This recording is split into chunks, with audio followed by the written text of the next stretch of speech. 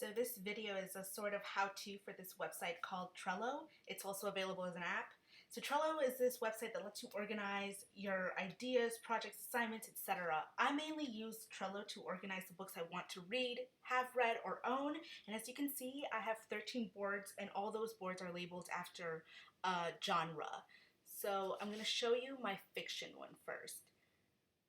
Okay, so in my fiction, you originally have just 3 columns, a to-do, a doing, and a done. And as you can see, I've added a lot more. So I have to-do women writers, to-do male writers, and I also have Russian to-do and Latin American to-do. And I do that to separate the subgenres because I had so many of them, and it was doing that made it so much easier to find. As you can also see, I have these little colors on the left-hand corner. And so, for example, light blue means that it's on my bookshelves, and you can create one by clicking that label, click on create a new label, and then, write the name of that label you want.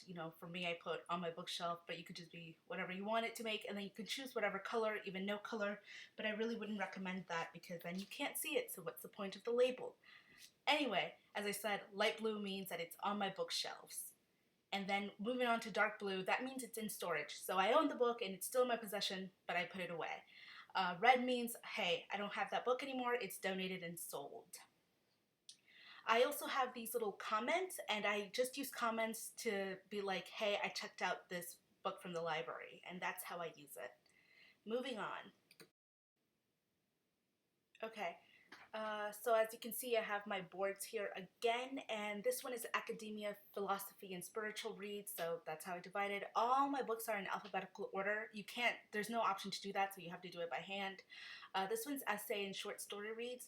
This is my most chaotic, and I still have to organize board, because obviously you can see that short stories to do is like one option, but I swear to God, it's just mixed in there.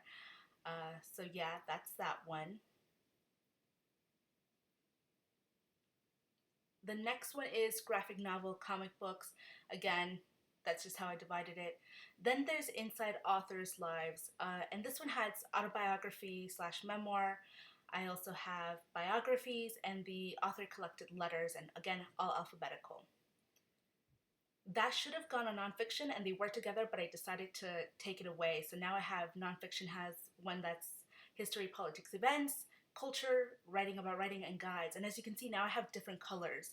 So this green one means it's history. It's a history book. Not like a history book, but it has to do about history. Yellow means it's politics, so it's related to politics. And pink means it's related to events. And, they can interchange. And again, I have the light blue and dark blue labels.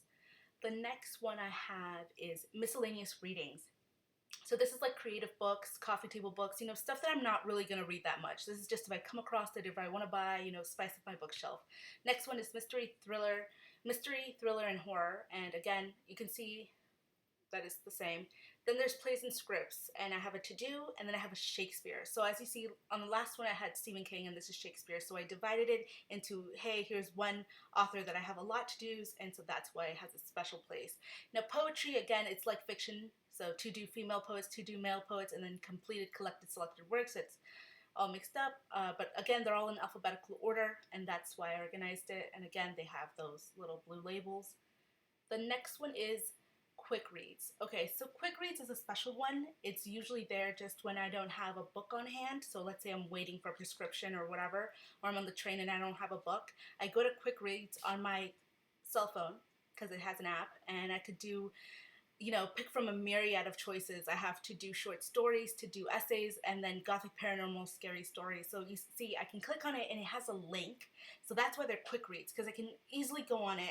I don't have to go find it. I just click on the link and then go and read the story. So here's another option where I have a link and then another link. You see there's a link, and I'll show you. So the first one I clicked was The Lottery by Shirley Jackson, and there's a link, and I can just start reading it. So that's what's great about quick reads. I really love quick reads. It's like a favorite of mine. I don't really use it because I usually always carry a book, but when I don't, that's what I have. Then I have sci-fi and fantasy. Again, just sci-fi fantasy to do, nothing special. Then I have sexy books, and this doesn't really mean like sexual or like mutt, but it's just some of those books that have been labeled like erotic, like Delta of Venus, Little Birds, stuff like that.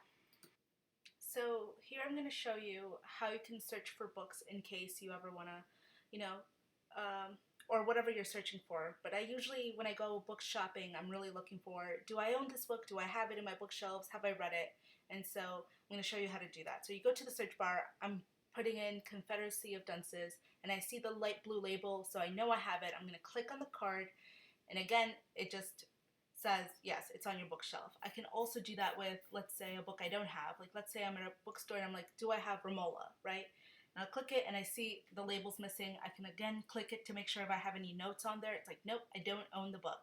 So you can do that. And that's something that's really cool because it makes book buying for me so much easier. You could also do this, you know, if you're on the fiction board, put Auden, that's a poet, and he comes up so you can see if you have it or not, or if you've read it or not, or if you have the card. I also put Plath to see, and other stuff from the other boards come up, right? Poetry, Inside Authors' Lives. So that's really cool. That's the only thing you can't do on the mobile app. So on the app, you can't be on the fiction board and try to look if you have this kind of poet or this poetry book or this play in there. You have to be on that specific board. So here I'm on the poetry read boards, and I'm putting Car, who's a poet, and yeah, she does come up. She's the last option for poetry. So I really recommend Trello. It's great, not just for books. It could be films, music, and it's just great.